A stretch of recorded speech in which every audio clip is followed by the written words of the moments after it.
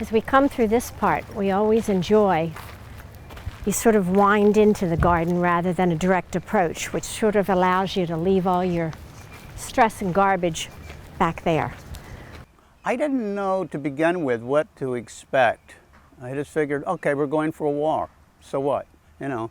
I had a very upsetting experience just before I came over here today. I was screaming in the car, and the minute I walked through the door and had the view of the garden, I began to decompress and feel much better. It has this effect on everybody I've talked to.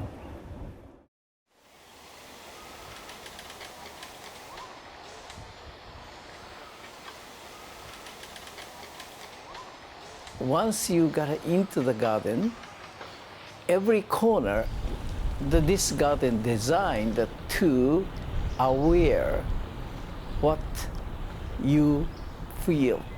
In order to receive the elements, you have to be a receptive mind. So you feel something in your heart. It's just connecting the earth or bamboo forest. You look up or you listen to the noise. That's the nature's voice. It has to be a space to feel inner heart. That space is important.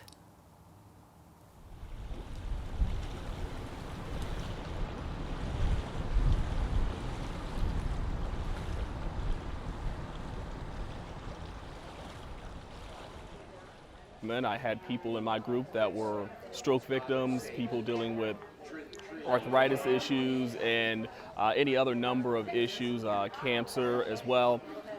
So it was a diverse group of people, but we all had something in common. We were all missing something or had something that inhibited us just a little bit. So it was great that I was able to be with people who, while we were diverse and unique and different, we still had shared a common bond. There are several people in the class that have similar situations, and then there are other people that have other problems, and some of them are just for themselves. They're taking care of themselves because they have other serious diseases and problems. And so, you know, sometimes being with everybody kind of makes you think that you're a little, you know, how lucky am I to not have somebody else's problem and have to deal with what I have to deal with. So it makes it a little easier.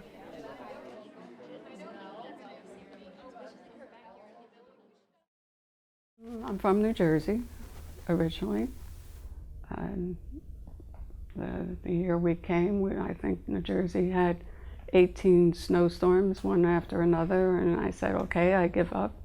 I'll move to Florida. And we've been here for maybe 25 years at least. We're all artists. When I met my husband 40 years ago, I met him in a photography studio in New York, and that's what we did together. So, I was actually a furniture designer by trade. I had graduated design school in Michigan, and have worked in a number of different locations. I worked for residential furniture like Drexel Heritage. I then ultimately moved to Manhattan and worked with architects and designers in developing commercial or contract furniture. I am 31 years old. I am living with my younger brother. Well, and we were all living with my mother until she passed away. I'm now the head of the household. I was a teacher, and I taught everything from kindergarten and Head Start and preschool through 3rd and 4th grade.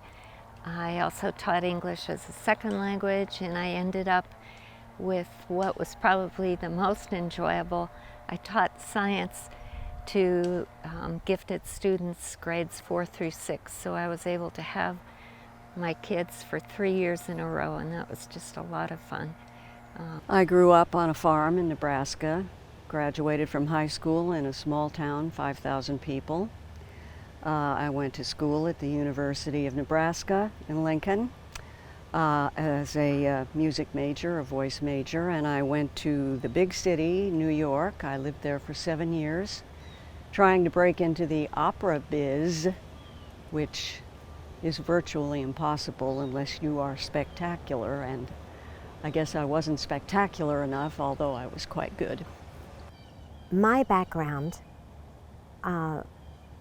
was really in interior design, but I say that I was drafted into assisted living because I had a mother with Alzheimer's and I had a father with Alzheimer's, and now our daughter has multiple autoimmune diseases. I spent most of my teenage years growing up in New York and Brooklyn. I went to school in Manhattan in high school, and I don't know, I had a great life. And now it's just a little more difficult than it used to be.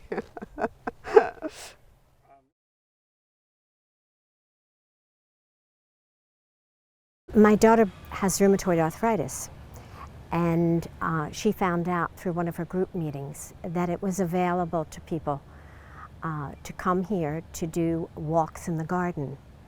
And she asked me if I wanted to do it with her. And it ended up being such a terrific idea. I belong to the Alzheimer's Association. I have been involved with that program for a couple of years, and I'm in early stages of Alzheimer's. My husband has memory loss, and I'm his caregiver. Okay, well, it's a sad story, but it was recommended by a friend of mine that I come here. My husband passed away 2 years ago, and then my mother soon thereafter. I've been caretaking for my mother and her second husband, who had Parkinson's disease, and my mother has Alzheimer's. So I've been doing this probably for about 15 years. I have Parkinson's disease. I was diagnosed 2 years ago, and through the programs available to us, we heard about the Morikami program, and we had been here before, but it just sounded like it would be very beneficial. My husband passed away over a year ago, which is the thing I needed to work on here. When I met with the group and we got that really great Morikami book to journal, it was really great because it did make me sit and stop and think, reflect, and think about where I've been and where I'm going. And so it was all very positive. They gave us a word, which was a suggested word to carry with you, possibilities or awareness or forgiveness. And so I took those words with me each time. And when I did, I saw something different related to those words. And so I photographed them. And even though I have gone through certain portions of the book, I find myself redoing certain portions of the book as my life changes, as certain experience changes or certain moments change, and sometimes find myself with a different perspective on them. So I've been here multiple times. Strolling through the gardens, I've been doing that. We don't do it as a class. I've been doing it on my own, which gives me time to stop in different sections and go through the book and kind of make notes as to how I feel about each section, and it's just very calming. But the book is very helpful because it asks you provocative questions, and over time you start to get the point of what you're supposed to get out of it. When we would get to a particular site, Heidi would tell us like what the book said. She would read it because I would be pushing her wheelchair. And then we would both meditate on that, and we would stay at a spot for quite a while until we would have some kind of comfortable feeling or identified with something in nature that was there. and then we would move on to the next. So it takes a while for us to kind of go through, but that's part of the joy. We don't hurry. Each of the walks had something to do with a different part of awareness, whether it be feelings, emotions, and each time you saw something different. You had a different emotion from all of it.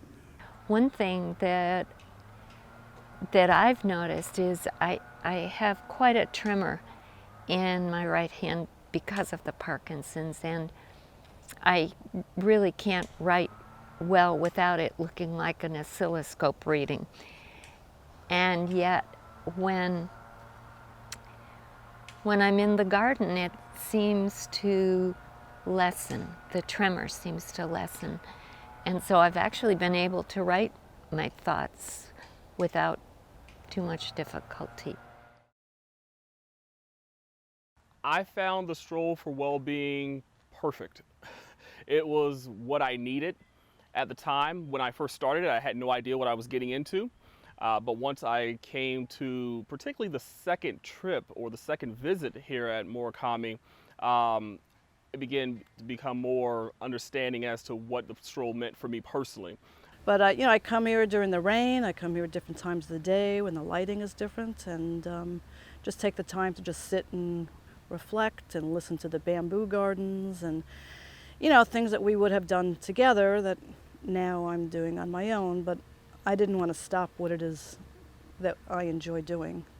You were looking at what was here without actually seeing everything. And the more I came, the more I saw. And the awareness part of the program is, to me, it gave me an insight on my feelings and an insight in my relationships. Earlier in my mother's disease, I would bring her here to the garden with her aide, and we would walk around, and she enjoyed being here. She loved coming to the gardens and seeing the fish and the turtles and the butterflies and just all the foliage. It made her very happy. She was in her younger years a gardener, so she loved seeing all that. And in Heidi's case, she has her degree in psychology, and I think that she's always been very in touch with herself and her mind.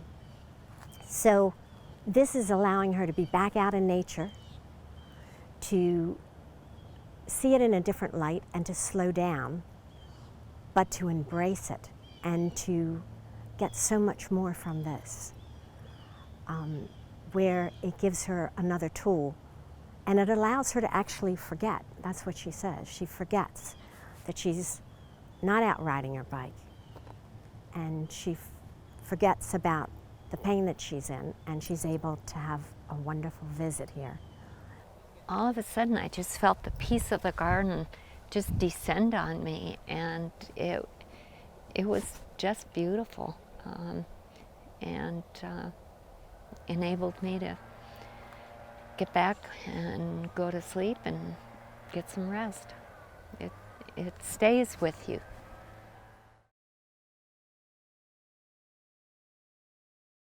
Because I'm going to do a photography book. So I wanted to take a full year and see where I was and where I'm at and where I'm going. So what I chose to do is do the first half of the book in black and white, because that's kind of how I saw things at the time.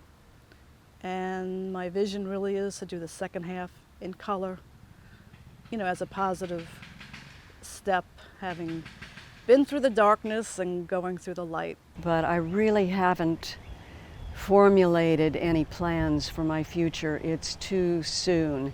My only plan is to continue to come and do the walks for a long time, and then I'm sure that eventually it will become clear to me what I need to do as far as my future is concerned. Heidi's very anxious to introduce it to other friends because she wants them to have this benefit and experience it. One more thing. I really appreciate the opportunity that I have to be doing this walk and to be able to go through this program. It has really helped.